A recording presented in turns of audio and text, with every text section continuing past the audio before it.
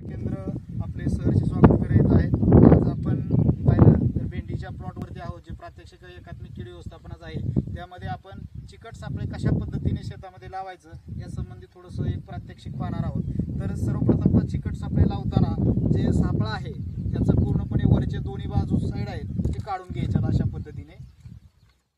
अशा पद्धतीने काढल्यानंतर जे आपण लाकडाचं चुटी आकाराचा साचा तयार केलेला आहे त्या साच्याला व्यवस्थित बांधून घ्यायचा आहे. अशा पद्धतीने काढल्यानंतर याला सर्व प्रकारच्या चिकटणाऱ्या पांढरे माशासाठी हा काम करतो. सापळा लावून घ्यायचा आणि बांधताना एक काळजी घ्यायची की आपण अशा पद्धतीने बांधून व्यवस्थितरित्या बांधून ठेवायचा आहे. आणि हा पांढरी माशी जो आहे त्यासाठी काम करत असतो.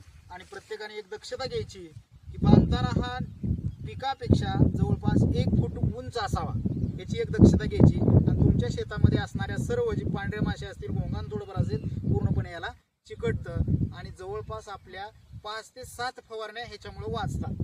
हे तुम्हाला प्रात्यक्षिका अंती किंवा सगळ्यात शेवटी कळूनच येईल. म्हणजे तुमचा कीटकनाशकाचा खर्च सुद्धा यामुळे